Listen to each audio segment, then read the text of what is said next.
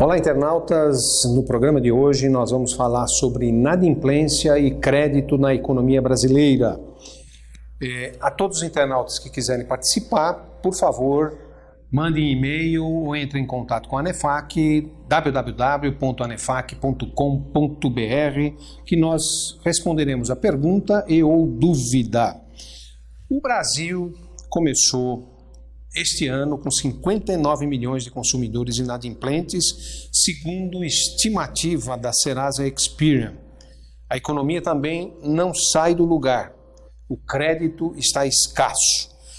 Quem vai conversar conosco é o especialista em crédito da Serasa Experian, o economista Luiz Rabi. Luiz, tudo bem? Tudo bom. Boa tarde a nossos internautas.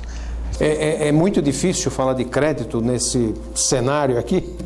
Porque o crédito está cada vez mais difícil, né?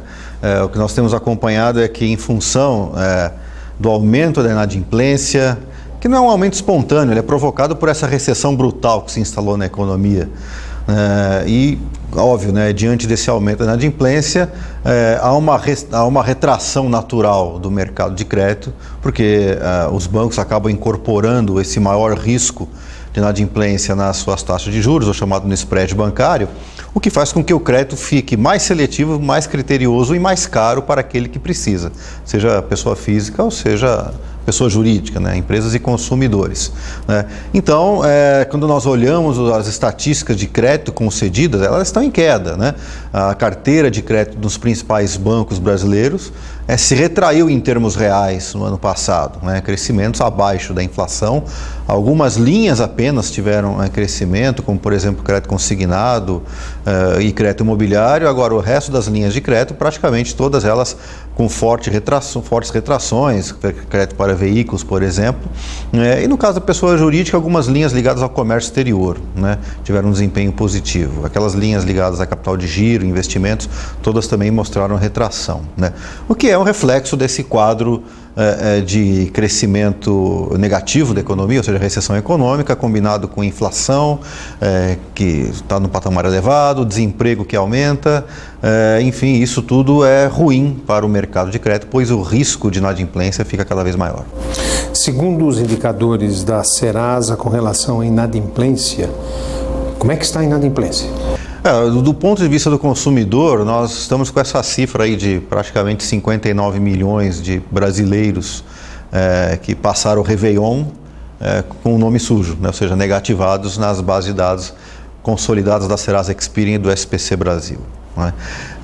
Isso representa aproximadamente 40% da população adulta do país, ou seja, se você sai na rua, de cada 10 pessoas que você encontra aleatoriamente pela sua frente, 4 estão negativadas, ou seja, estão inadimplentes, seja no mercado de crédito, seja contra, por exemplo, empresas de telefonia, varejos, ou seja, a inadimplência não é só perante os bancos, é também perante empresas, né, que prestam serviços e que vendem produtos aos consumidores. É praticamente, do ponto de vista absoluto, é um recorde histórico, né? Nós nunca tivemos quase 60 milhões de brasileiros inadimplentes, né, na história recente do Brasil. E isso não é só para os consumidores, né? As empresas também estão muito inadimplentes, né? Um levantamento que nós fizemos aí no terceiro trimestre do ano passado, nós não temos o número ainda fechado de 2015, mas aproximadamente 4 milhões de CNPJs estavam negativados, né? Isso representa aproximadamente 50% das empresas que hoje são operacionais. Porque a gente sabe que tem muita empresa que já fechou as portas, só que ainda não deu baixa no CNPJ, já que a burocracia aqui no Brasil para se fechar a empresa é um trâmite muito burocrático, né? Então tem muito micro e pequeno empresário que simplesmente baixa as portas só que fica com o CNPJ ainda ativo na Receita. Se nós olharmos aqueles CNPJs que são ativos, mas são operacionais, ou seja, aqueles CNPJs que estão fazendo negócios no Brasil, né, que estão sendo consultados por bancos, consultam ou são consultados por empresas, dá mais ou menos 8 milhões. E desses 8 milhões, 4 estão negativados, ou seja, 50% das empresas brasileiras estão com dificuldades financeiras que levam à inadimplência. Então é um quadro que há muito tempo nós não víamos. Luiz, o ano passado nós fechamos com uma inflação de 10,67%, pelo menos pelo IPCA. A perspectiva para esse ano é uma inflação ainda alta, mas menor. Será que isso pode ser um prenúncio de uma melhora ou precisamos de outras melhoras? Se nós olharmos assim do ponto de vista da economia brasileira, ela apresentava 3 graves desequilíbrios ao final de 2014. A inflação era um deles. Nós tínhamos uma inflação que foi reprimida artificialmente pelo governo, quando ele praticamente sentou em cima, congelou vários preços públicos, como gasolina, energia, tarifa de transportes urbanos, enfim. Ou seja, a inflação real era outra. Mas era um problema estrutural que existia naquele momento. Os outros 2 problemas estruturais que nós tínhamos, um déficit externo enorme, indo para a casa dos 4,5% do PIB, e um déficit público aparentemente fora do controle. Desses 3 problemas, um pelo menos já está mais ou menos encaminhado, não que seja solucionado, mas está pelo menos encaminhado, que é a questão externa, ou seja, o dólar mudou de patamar, saímos de um dólar de 2 para 4, e isso tem feito com que o superávit comercial na balança voltasse a aparecer. Então esse problema está mais ou menos encaminhado. Agora, a inflação e o déficit fiscal não. Nós estamos com um problema inflacionário ainda. O Banco Central ele tem atuado para tentar fazer a convergência da inflação, ou seja, diminuir a inflação que o ano passado fechou aí na casa dos 11%. Esse ano vamos ter uma inflação na casa de 8%. Mas assim, estamos ainda num patamar muito alto de inflação se nós compararmos aí com o resto do mundo. E a questão fiscal. A questão fiscal talvez seja dos 3 problemas, os 3 desequilíbrios estruturais, é o mais atrasado deles, do ponto de vista de se encontrar uma solução.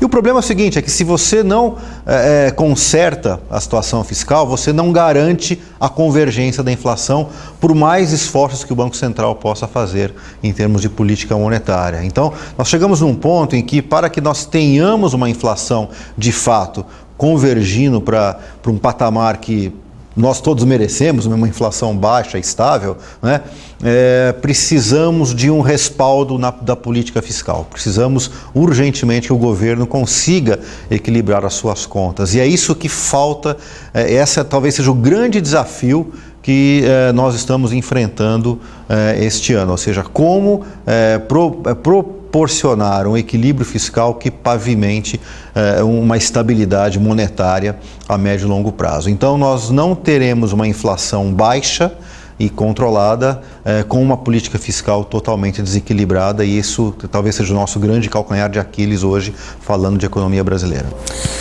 Quando se fala de economia brasileira, esses fatores que você comentou estão perfeitos. Eu acho que tem um agravante, e eu gostaria que você comentasse sobre isso, a questão política. Nós temos problemas sérios na economia, mas temos problemas políticos que estão também inviabilizando soluções no caso econômico. Sim, é justamente isso, ou seja, se nós estamos de acordo que para que possamos reconstruir um ambiente favorável ao crescimento econômico, à estabilidade monetária, a uma inflação baixa e estável, se nós estamos de acordo que a política fiscal é o principal sustentáculo dessa estratégia, consertar a política fiscal passa necessariamente por um acordo político, porque nós estamos falando de corte de gastos, nós estamos falando de aumento de carga tributária, ou seja, nós estamos falando de uma série de medidas que precisam ser votadas no Congresso Nacional. E para isso é necessário que haja um governo convencido dessa estratégia, que esteja convencido dessa estratégia e que tenha força política junto à sua base de apoio para que as medidas necessárias que vão fazer com que o gasto público entre numa trajetória de controle e faça uma reforma tributária que dê racionalidade ao nosso sistema caótico atual. O governo ele precisa ser um governo que tenha um respaldo político importante no Congresso, e infelizmente é isso que nós não conseguimos enxergar, ou seja, o que nós vemos hoje é um governo que não consegue reorganizar a sua base de apoio, para a votação de qualquer coisa que seja, para menor que seja das votações, o governo não consegue se articular politicamente com a sua base para sair vitorioso em qualquer votação.